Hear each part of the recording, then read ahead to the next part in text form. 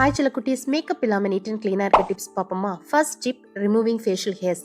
Facial ஹேர்ஸை ரெகுலராக remove பண்ணுறது. இப்போ பாருங்கள், ஃபேஷியல் ஹேர்ஸ் ரிமூவ் பண்ணுறதுக்கு முன்னாடி என் ஃபேஸ் டல்லாக தெரியுது. ஸோ ஃபர்ஸ்ட் ஃபேஸ் ஃபுல்லாக ஆலோவேரா ஜெல்லை அப்ளை பண்ண போகிறேன். அப்ளை பண்ணிவிட்டு மசாஜ் பண்ணி எல்லாத்தையும் வந்து ட்ரை ஆக விட்டுறாதீங்க. அது அப்படியே ஸ்டே ஆகட்டும். அது மேலே நம்ம வந்து ஃபேஷியல் ரேசர் அப்ளை பண்ணும்போது நமக்கு வந்து இரிட்டேஷன்ஸ், இச்சிங் எதுவுமே இல்லாமல் இருக்கும். பொறுமையாக பண்ணுங்கள். ஃபஸ்ட் டைம் பண்ணுறீங்க அப்படின்னா பொறுமையாக பண்ணுங்கள். நான் ரெகுலராக பண்ணுறதுனால கொஞ்சம் ஸ்பீடாக பண்ணுற மாதிரி உங்களுக்கு தெரியும். ஃபேஷியல் ஹேர்ஸை ஃப்ரீக்வெண்ட்டாக ரிமூவ் பண்ணிவிட்டு ஷேவ் பண்ணுங்கள். கண்டினியூஸாக ஒரே டைமில் அப்படியே ஸ்ட்ரோக்கில் பண்ணலாம் அப்படின்னு இழுத்து பண்ணிட்டு இருக்காதீங்க. ஒவ்வொரு வாட்டி பண்ணுறீங்களா, ஒரு வெட் டவல் இல்லைன்னா ஒரு டிஷ்யூ பேப்பரில் தொடச்சிட்டு திரும்ப திரும்ப பண்ணுங்கள். பொறுமையாக இந்த மாதிரி ஃபேஷியல் ஹேர்ஸை வந்து நான் ரிமூவ் பண்ணிவிட்டு இப்போ வந்து ஐப்ரோ பக்கம் போகலாம்.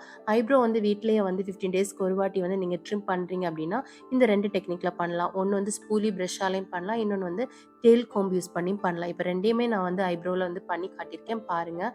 இந்த பக்கம் வந்து டெயில் கோம்பை வந்து யூஸ் பண்ணுறேன், அந்த பக்கம் வந்து ஸ்பூலி ப்ரஷ்ஷை மேல் வாக்கம் வந்து ஹேர்ஸை வந்து கோம் பண்ணி விட்டுட்டு சிசரால் வந்து எக்ஸ்ட்ரா ஹேர்ஸ் வந்து உங்களுக்கு தெரியும், மேல் டைரக்ஷன்லேயே தெரியும், அதை வந்து நீங்கள் கட் பண்ணிக்கோங்க. ஸ்பூலி ப்ரஷ் இல்லாதவங்க இந்த மாதிரி டெயில் கோம் கூட யூஸ் பண்ணிக்கோங்க. டெயில் கோமில் பண்ணுறது அவ்வளோ ஈஸி கிடையாது. சீக்கிரமாக வந்து ஹேர் மேலே தூக்காதுன்னு. ரொம்ப நேரம் நீங்கள் கோம் பண்ணிங்கன்னா மட்டும்தான் ஹேர் வந்து மேலே வர்றதுக்கு வாய்ப்புகள் இருக்குது. ஸோ அதையும் வந்து பொறுமையாக வந்து இந்த மாதிரி கட் பண்ணிக்கோங்க. ஐப்ரோ மேலே ஹேர் ரிமூவ் பண்ணதுக்கு பிறகு இப்போ ஐப்ரோ கீழே பாருங்கள். இதுக்கு வந்து சிசர் வச்சு பண்ணுறதுலாம் கொஞ்சம் கஷ்டம். ஸோ நான் இங்கே வந்து இன்னொரு ப்ராடக்ட் யூஸ் பண்ணுறேன். அதோட பேர் ஃபஸ்ட்லாம் வந்து பிளக்கர் அப்படின்னு சொல்லுவாங்க, இப்போ வந்து ட்விசர்ஸ் அப்படின்னு சொல்கிறாங்க.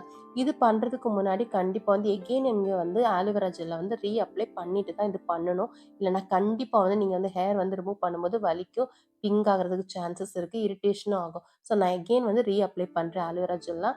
அதுக்கு பிறகு அந்த ட்விசர்ஸ் யூஸ் பண்ணி வந்து ஹேரை ஒவ்வொன்றா வந்து ப்ளக் பண்ணிகிட்ருக்கேன்.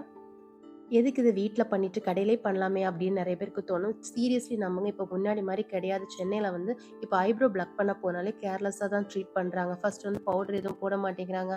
ஐப்ரோ ப்ளக் பண்ணும்போது செம்மையாக பெயினாக இருக்குது. முடிச்சதுக்கு பிறகு ஆலோவேராவால் ஒரு மசாஜ் கூட கொடுக்க மாட்டேங்கிறாங்க. அவ்வளோ ஹர்ட் ஆகுது ஐப்ரோ ப்ளக் பண்ண போனால். ஸோ நான் வீட்டிலே பண்ணிக்கிறேன். பண்ணி முடிச்ச பிறகு ஒரு டோனரை போட்டுக்கிறேன். எனக்கு எந்த இரிட்டேஷன்ஸும் கிடையாது. சூப்பராகவே என் ஐப்ரோ மெயின்டைன் ஆகுது. இப்போ செகண்ட் டிப், பாடி ஹேர்ஸை வந்து ரிமூவ் பண்ணுறது. அதுக்கு நான் பஞ்சாராஸோட மாய்ஸ்சரைசர் க்ரீமை தான் அப்ளை பண்ணுறேன். நீங்கள் பாடி பார்ட்ஸ் எங்கேனாலும் ஹேர் ரிமூவ் பண்ணுறதா இருந்தால் ஒரு மாய்ஸ்சரைசர் க்ரீம் அப்ளை பண்ணிட்டு நீங்கள் வந்து ஹேர் ரிமூவ் பண்ணுங்கள். இல்லைனா ஒரு ஆயிலாவது அப்ளை பண்ணிவிட்டு நீங்கள் வந்து ஹேர் ரிமூவ் பண்ணுங்கள். அண்ட் பாடி பார்ட்ஸ்லேருந்து ஹேர் ரிமூவ் பண்ணுறதுக்கு தனியாக ஒரு ஷேவிங் ரேசர் வச்சுக்கோங்க. நான் வீனஸோட ஷேவிங் ரேசர் தான் யூஸ் பண்ணுறேன்.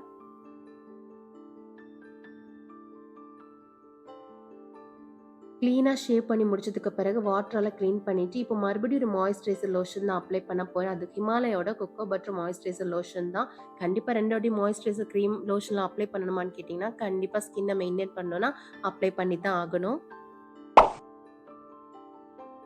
3வது டிப்ஸ் என்னன்னா, நம்ம லிப்ஸை வந்து கேர் பண்ண போகிறோம். அதாவது இந்த ட்ரை லிப்ஸ், பிக்மெண்டட் லிப்ஸ்க்கு ஒரு லிப் ஸ்க்ரப், லிப் மாஸ்க் எல்லாம் கொடுக்க போகிறோம். முதல் லிப் ஸ்க்ரப், அதுக்கு பவுடர் பண்ண சர்க்கரை, தேன், கஸ்தூரி மஞ்சள் எடுக்க போகிறேன்.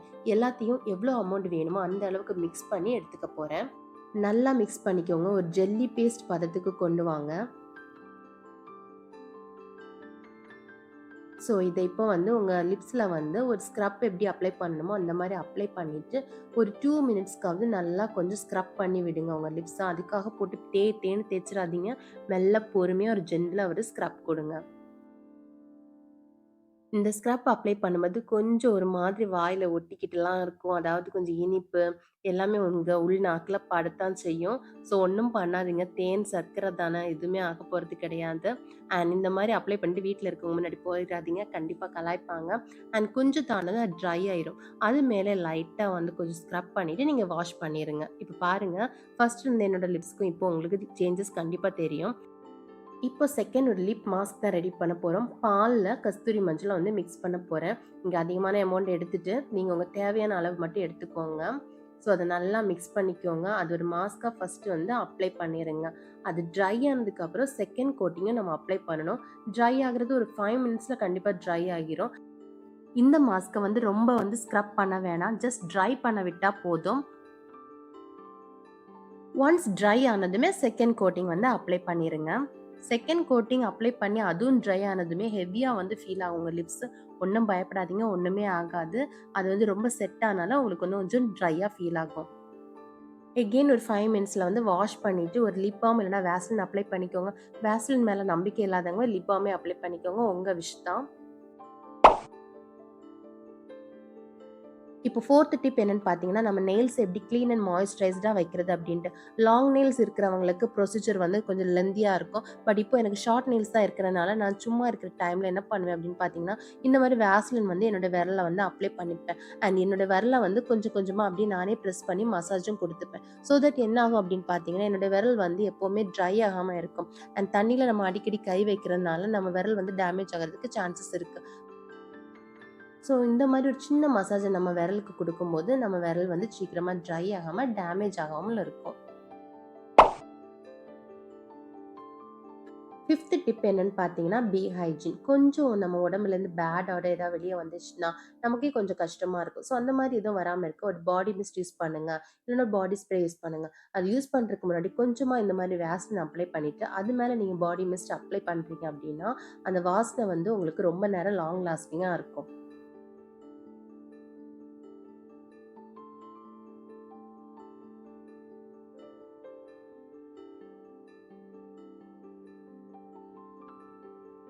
ஆனா நெறைய பேர் இருக்காங்க. அவங்களுக்கு பாடி ஸ்ப்ரே, பாடி மிஸ்ட்லாம் யூஸ் பண்றதுக்கு புடிக்காது.